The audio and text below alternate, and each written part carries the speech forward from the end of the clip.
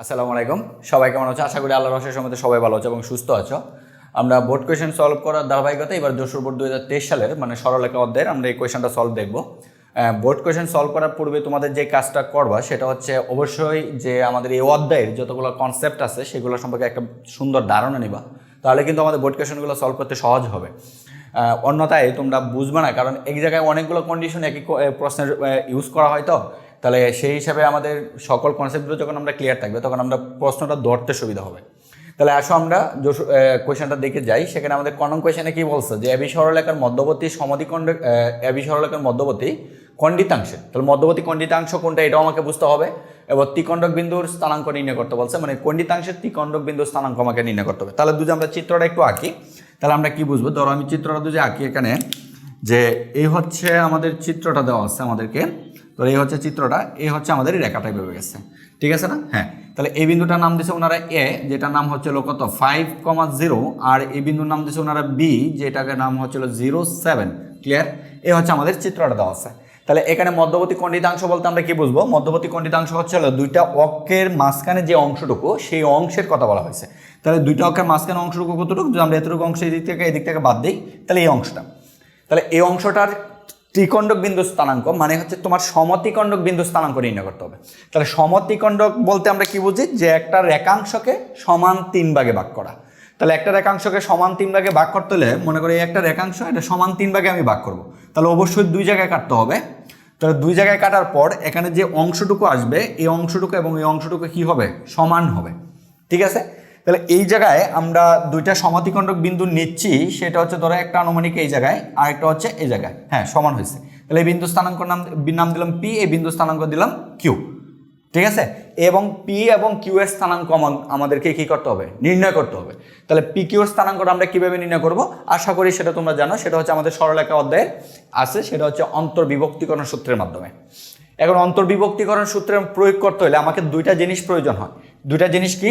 এই রেখাংশটার প্রান্তবিন্দু দুইটা লাগবে, স্থানাঙ্ক লাগবে এক হচ্ছে, আরেক হচ্ছে এই যে রেখাংশটা যে বিন্দুটা অন্তর্বিভক্ত করছে, কি অনুপাতে করছে সেই অনুপাতটা তোমাকে লাগবে। তাহলে এখন এই জায়গায় কিন্তু অনুপাতটা আমাকে দেওয়া নাই, তাহলে আমরা অনুপাতটা কোথায় দেখে নিব? সুন্দর কোয়েশ্চেন। তাহলে আমরা অনুপাতটা নিব হচ্ছে যে আমরা তো এতটুকু বুঝি, তুমি স্বাভাবিক সেন্স দিয়ে তুমি চিন্তা করো যে একটা রেখাকে তুমি কি করলা? সমান 3টা ভাগে ভাগ করলা। ওকে, তোমার এই অংশ দুইটাতে কি করলা? সমান 3 ভাগে তুমি ভাগ করলে এই রেখাটাকে। এই হচ্ছে আমাদের একটা অংশ, এই হচ্ছে আমাদের একটা অংশ, এই অংশ। তাহলে আমরা যেহেতু সমান 3 ভাগে ভাগ করছি, তার মানে অংশ 3টা কি সমান। এখান থেকে প্রত্যেকটা অংশ কি হবে? অবশ্যই সমান হবে। তাহলে প্রত্যেকটা অংশ যদি সমান হয় তাহলে এদের অনুপাতও সমান হবে, কারণ অনুপাতের মিনিং কি? একটা অংশ আরেকটা অংশ থেকে কত গুণ ছোট এবং কত গুণ বড় সেটা প্রকাশ করে। তাহলে অংশ যেহেতু তিনটাই সমান, তার মানে এখন বড় ছোট কোনো প্রশ্নই আসে না, প্রত্যেকটা অনুপাতই সমান হবে। এখন এই অনুপাতটা কি হইতে পারে সেই জায়গায় আমাকে একটা কোয়েশ্চেন জাগে, সেই অনুপাতটা কি হইতে পারে এক্স্যাক্টলি আমরা কিভাবে বুঝবো? ধরো আমরা এখানে জানি না কি অনুপাত, এখানে সমান 3টা আছে, এখানে 2:2 কত 2, এই অনুপাত হইতে পারে, অথবা 5:5 অংশ যেহেতু 3টা সমান, অনুপাত যাই হোক 3টা অনুপাত কি হবে? সমান হবে। 2, 5, 3 যাই কিছু থাকে, কোনো কিছু তো রাখতে পারে। এখন আমরা অনুপাত থেকে তো এটাও জানি যে একটা অনুপাতকে লঘিষ্ঠ আকারে প্রকাশ করা যায়। এখন তুমি যদি এই অনুপাতটাকে লঘিষ্ঠ আকারে প্রকাশ করো তখনও আমার আসবে 1:1:1, ঠিক আছে না? আবার তুমি যদি এই অনুপাতটাকে লঘিষ্ঠ আকারে প্রকাশ করো তখনও আমাকে 1:1:1 কত আসবে? 1 আসবে, কারণ আমরা জানি একই সংখ্যা আছে, একই সংখ্যা দ্বারা ভাগ করে দিলে অনুপাতটা লঘিষ্ঠ আকারে প্রকাশ পায়। তাহলে অনুপাতের পরিমাণ যাই থাকুক না কেন, এটা সব সময় কি হবে? 1:1:1 হবে।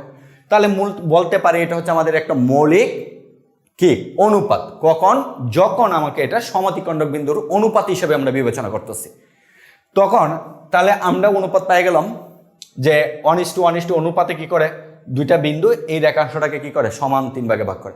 আর কোনো ঝামেলা নাই, আমরা অনুপাত পেয়ে গেছি। এখন পরবর্তীতে আমরা কিভাবে কাজটা করবো? তাহলে এখান থেকে আমরা যদি এতটুকু অংশ 1 অনুপাতটা নিতে চাই, আমরা কিন্তু এখান থেকে 1 আর এই জায়গা থেকে এই পর্যন্ত কত 1:1 ধরলাম। এখন যদি আমরা কি করি, ধরো আমরা পি বিন্দুটা বাদ দিয়ে দিলাম নাই, তাহলে এই যে এখানে যে এই অংশটুকু পুরোটা কি এক হয়ে গেল না? এক হয়ে গেল। আর এই বিন্দুর পরে এই অংশটুকু কি হলো? আর একটা অংশে বিভক্ত হলো। তাহলে এখন আমরা কয়টা অংশ পাইছি? 2টা অংশ। তাহলে এই অংশের অনুপাত কি ছিল 1 আর এখান থেকে উত্তর ছিল 1, তাহলে এই টোটাল অংশের অনুপাতটা এখন কত হয়েছে 1 যোগ করলে কত হয়েছে 2 হয়েছে। তাহলে আমরা কিন্তু এই কথাটা বলতে পারি যে কিউ বিন্দু এ বি রেখাংশকে 1:2 অনুপাতে কি করে অন্তর্বিভক্ত করে।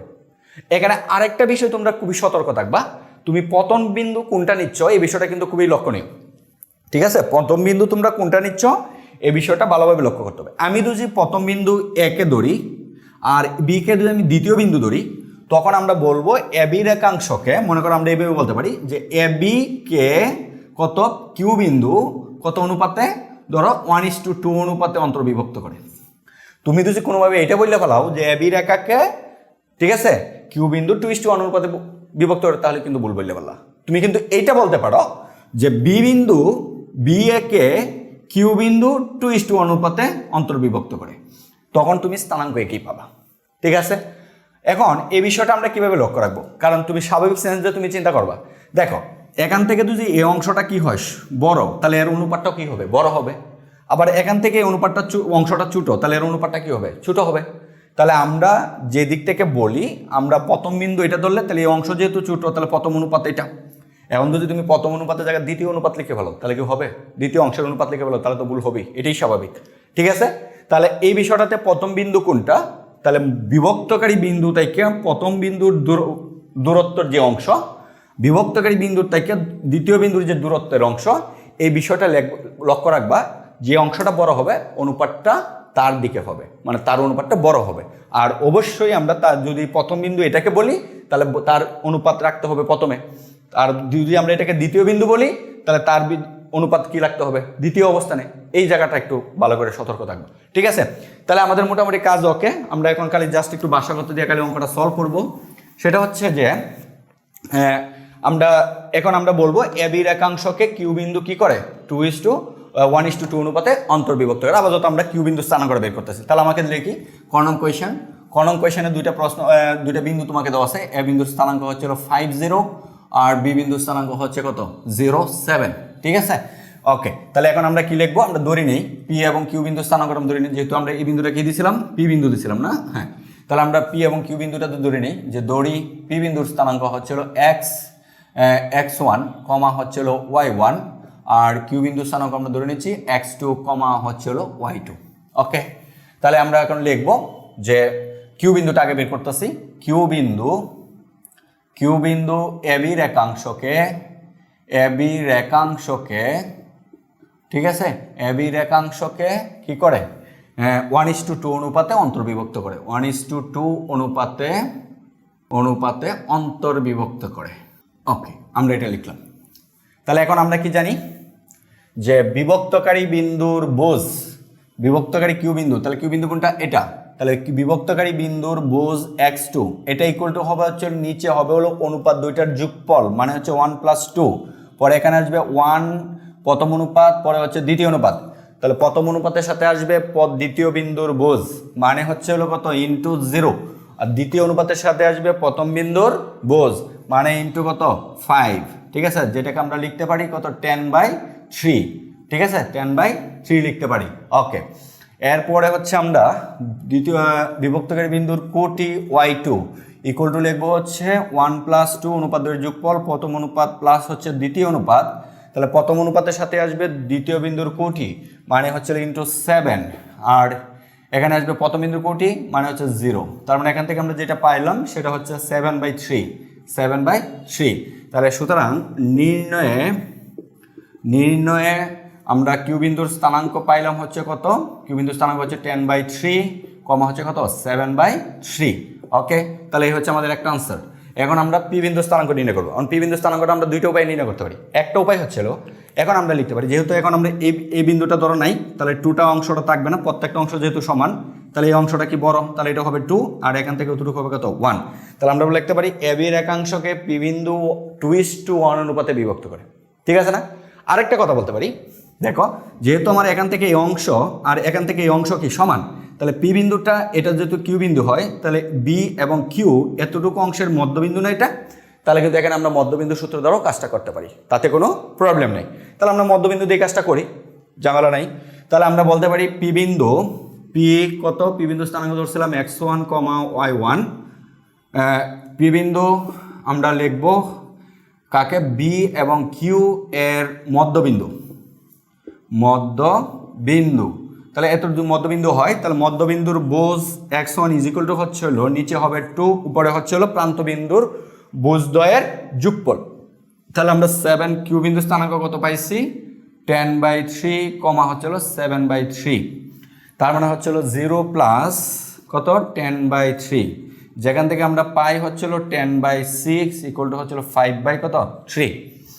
আর মধ্যবিন্দুর কোটি y1 ইজ ইকুয়াল টু যেটা আসবে নিচে হবে 2, প্রান্তবিন্দু কোটিদ্বয়ের যোগফল মানে হচ্ছে 7 প্লাস 7/3, তাহলে 7 প্লাস 7/3, যেটাকে আমরা সমাধান করলে পাই যে 21 প্লাস 7 বাই হচ্ছে হলো 3 বাই হচ্ছে কত 2।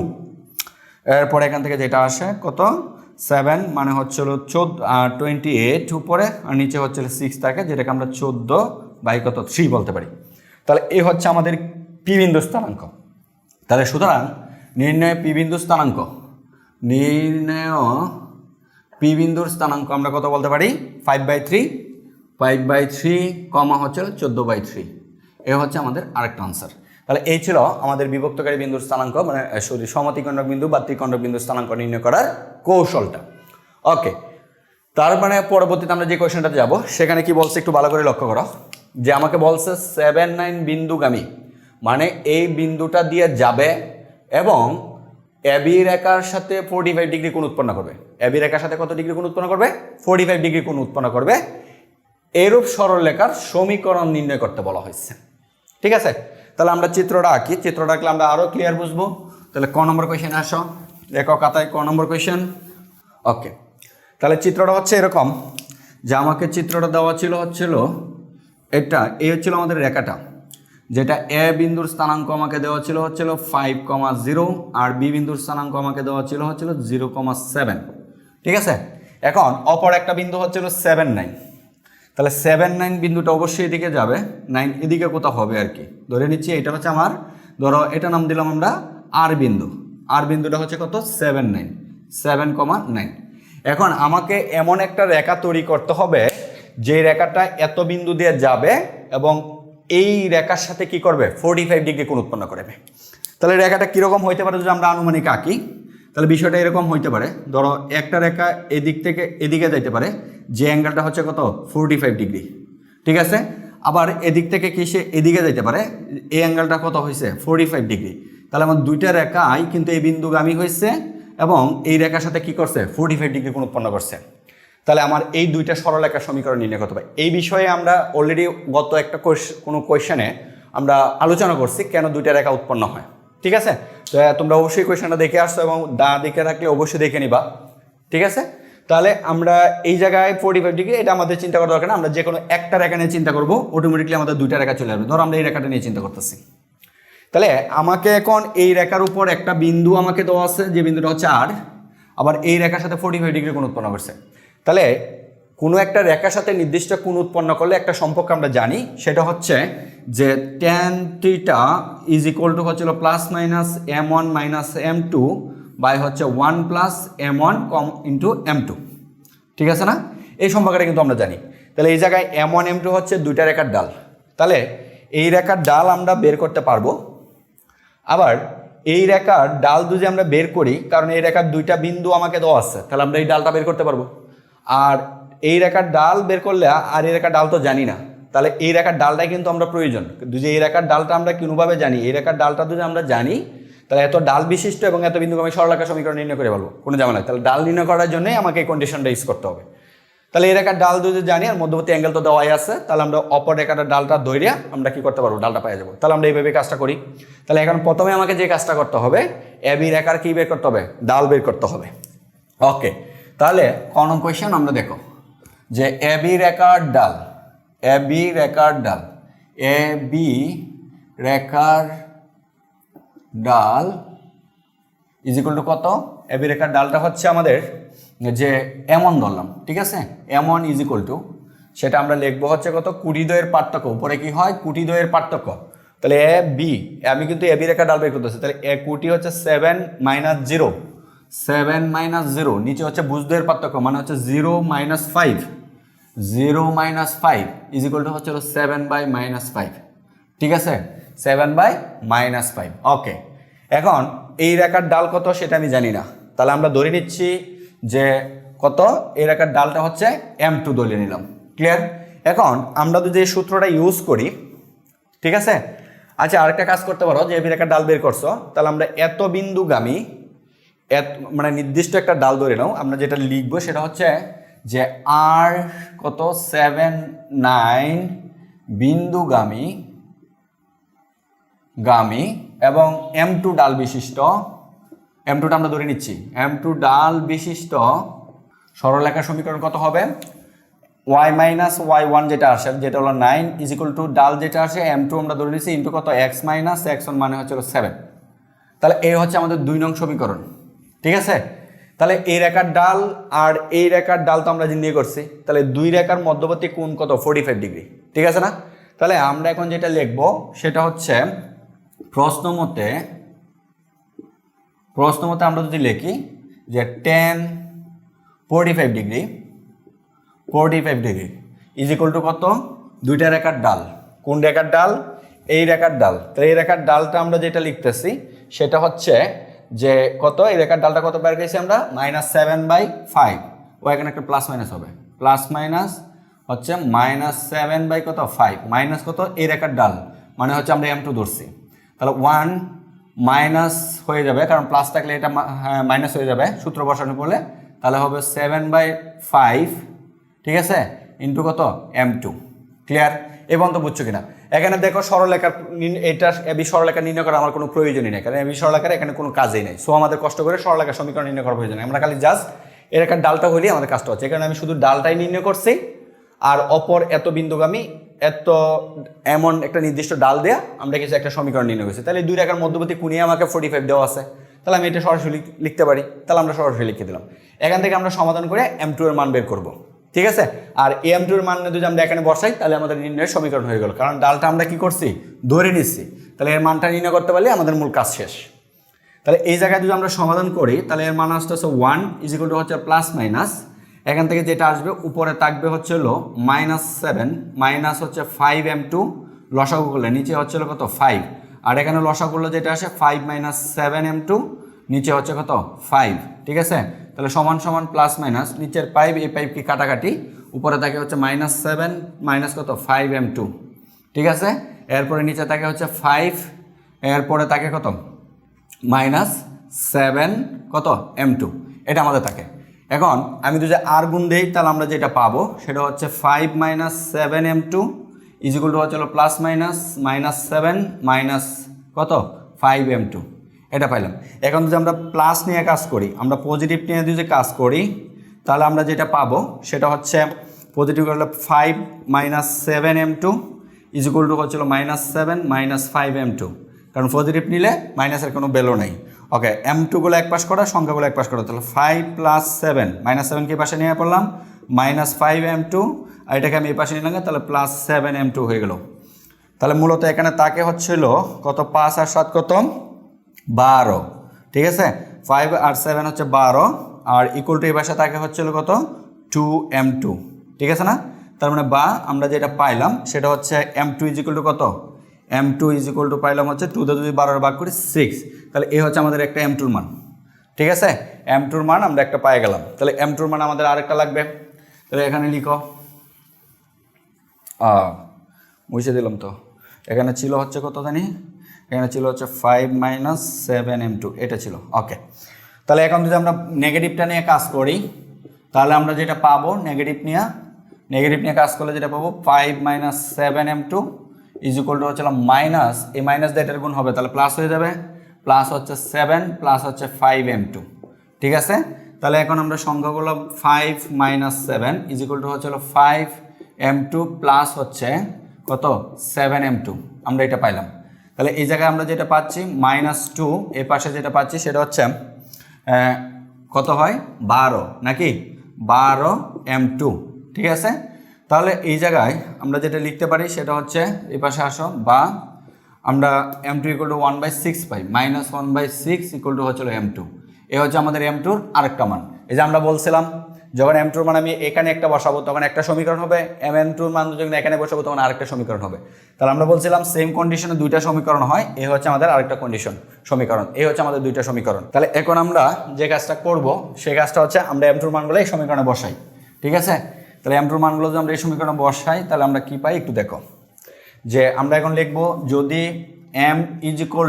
m2 কত 6 হলে, m2 6 হলে 1 নং থেকে আমরা যেটা পাই সেটা হচ্ছে y - 9 হচ্ছিল 6 × x - 7। এই হচ্ছে আমাদের একটা আনসার। সমাধান চাইলে করতে পারো, না হলে আমাদের কোনো সমস্যা নাই। আবার m2 -1/6 হলে, ঠিক আছে, তাহলে আমরা যেটা পাই সেটা হচ্ছে y - 9 হচ্ছিল -1/6 × x - 7। এটা হচ্ছে আমাদের আরেকটা আনসার। এ হচ্ছে আমাদের সমীকরণ দুটা। তাহলে আশা করি বুঝতে পারছো যে আমাদের কাজটা কীভাবে করতে হবে। ওকে, আসো আমাদের পরবর্তী কোয়েশ্চেনে যাই। আমাকে পরবর্তী কোয়েশ্চেনে বলছে যে ডি বিন্দুর স্থানাঙ্ক নির্ণয় করো। তো ডি বিন্দু কোন জগতে আছে? আমাদের ডি বিন্দু আছে এই জগতে, এই বিন্দুর স্থানাঙ্ক নির্ণয় করতে বলছে। তাহলে আবারও আমরা একটা চিত্র আঁকি। যে মনে করো এ হচ্ছে আমাদের রেখাটা দেওয়া আছে, এটা হচ্ছে এ বিন্দু, যেটা হচ্ছে আমাদের কত 0,5, 0,5 না 5,0। এরপর হচ্ছে এটা হচ্ছে বি বিন্দু, যেটা হচ্ছে আমাদের কি 0,7। ক্লিয়ার? এই জায়গায় এবার একটা রেখা দেওয়া আছে, এটা হচ্ছে আমাদের ডি বিন্দু, আর এই রেখাটা এই রেখার উপরে কি লম্ব। এইখানে আমার একটা বিন্দু দেওয়া আছে যেটা হচ্ছে সি বিন্দু, এটা স্থানাঙ্ক হচ্ছে তোমার কত -4, হচ্ছিল 5। এই হচ্ছে আমাদের চিত্রটা দেওয়া আছে। এখন আমাকে বলছে ডি বিন্দু স্থানাঙ্কটা নির্ণয় করতে। এখন আমি কাজটা কীভাবে করব? ডি বিন্দু স্থানাঙ্ক নির্ণয় করার অতীতে আমরা অনেক পেশাল পারছি কীভাবে স্থানাঙ্ক নির্ণয় করব। তাহলে এই জায়গায় মূলত আমরা যেটা বলবো সেটা হচ্ছে আমি যদি কোনোভাবে ধরো এই রেখার সমীকরণ আর এই রেখার সমীকরণ জানি, ঠিক আছে, যদি আমি এই রেখার সমীকরণ জানি তাহলে সমীকরণ দুটো সমাধান করলেই আমাদের যে বিন্দুটা আসবে এই ছেদ বিন্দুটাই হচ্ছে আমাদের ডি বিন্দু স্থানাঙ্ক। ওকে, তাহলে এখন আমাদের কাজ হচ্ছে এই রেখার সমীকরণ আর এই রেখার সমীকরণ নির্ণয় করা। ওকে, তাহলে আমরা প্রথমেই এবি রেখার সমীকরণটা নির্ণয় করে ফেলাই। তাহলে আমরা যদি এবি রেখার সমীকরণ নির্ণয় করি তাহলে আমরা ক নম্বর কোয়েশ্চেন যেটা দেখব যে এবি রেখার সমীকরণ। তাহলে এ হচ্ছে আমাদের কোন বিন্দু? এত যে 5,0, এরপর হচ্ছে ও বি বিন্দু হচ্ছে হলো আমাদের 0,7। হ্যাঁ, বিন্দুগামী সরলরেখার সমীকরণ লেখো। বিন্দুগামী সরলরেখার সমীকরণ কি আসে? যে x - x1 আমরা এটাকে ধরতেছি 5 বাই হচ্ছে y - y1, y কত 0 ইকুয়াল টু হচ্ছে x1 মানে হচ্ছে 5 - x2 মানে হচ্ছে 0, এরপরে 0 মাইনাস হচ্ছে কত 7। ক্লিয়ার? তাহলে এটাকে যদি আমরা সমাধান করি আমরা যেটা পাবো, বা এখান থেকে যেটা পাবো সেটা হচ্ছে উপরে থেকে 5 নিচে থেকে 7 আর গুণ দিয়ে দেবো। তাহলে -7 দিয়ে গুণ করলে -7x, এরপর হচ্ছে -7 হচ্ছে প্লাস কত 5 × 35 ইকুয়াল টু হচ্ছে 5 দ্বারা যদি এটা গুণ করি তাহলে মানে যেটা আসে সেটা হচ্ছে 5y। ঠিক আছে না? এটা আসে। ওকে, তার মানে বা আমরা যে সমীকরণটা পাইলাম সেটা হচ্ছে হলো যে 7x - 5y plus 5y minus হচ্ছে 35 ইকুয়াল টু কত 0। এ হচ্ছে আমাদের 5 দ্বারা কাটা যায় না, এ হচ্ছে আমাদের এবি রেখার সমীকরণ। এটাকে আমরা সাইডে একটু লিখে রাখলাম, এটা হচ্ছে এবি রেখার সমীকরণ। ওকে, তাহলে এবি রেখার সমীকরণ পাইলাম। এখন আমরা এই রেখার সমীকরণ নির্ণয় করবো। এখন এই রেখার সমীকরণ কিভাবে নির্ণয় করব? এবি রেখার সাথে এই রেখার সম্পর্ক কি? এই রেখার উপরে এই রেখা কি লম্ব, ঠিক আছে না? তাহলে এই রেখার সমীকরণ আমি জানি, তাহলে একটা রেখার উপর লম্ব রেখার সমীকরণটা কি আমরা সেটা নির্ণয় করতে পারি। ওকে, তাহলে চিন্তা করো যে এবি, যেহেতু প্রশ্ন মতে কি বলা আছে, প্রশ্ন মতে আমাকে বলা আছে হচ্ছিল যে কলমটা সমস্যা হচ্ছে কেন, প্রশ্ন মতে আমাকে বলা আছে যে এ বি লম্ব সিডি, ঠিক আছে? তাহলে আমরা সিডি রেখার সমীকরণ বলতে পারি যে সিডি এর সমীকরণ হচ্ছে এ রেখার উপর লম্ব রেখার সমীকরণ, মানে ওয়াই এর সহগ যাবে এক্স এর কাছে, তার মানে হচ্ছে হলো 5x আর চিহ্ন মাঝখানে চেঞ্জ হবে -7y plus K equal to কত 0। এখন আমাকে এই কে এর মানটা নির্ণয় করতে পারলেই হবে। তাহলে এই রেখাটা কোন বিন্দুগামী? আবার সি বিন্দুগামী। তাহলে সি দ্বারা এটাকে সিদ্ধ করা যাবে। ওকে, তাহলে আমরা ধরো এটার নাম দেবো হচ্ছে হলো 2 নং সমীকরণ, আর এটা হচ্ছে 1 নং সমীকরণ। ওকে, তাহলে আমরা যা 2 নং রেখা কত বিন্দুগামী? সি -4,5 বিন্দুগামী। তাহলে বিন্দু দ্বারা যদি এটাকে সিদ্ধ করি তাহলে -4 - 20, ঠিক আছে? -4 যদি এখানে বসে -20 আসবে, এখানে যদি 5 বসে তাহলে 5 × 35 -75 35 ইকুয়াল টু কত প্লাস কে ইকুয়াল টু হচ্ছে 0। তাহলে এখান থেকে কত আসে -55 প্লাস কে ইকুয়াল টু 0। সুতরাং কে ইকুয়াল টু কত পাইলাম 55।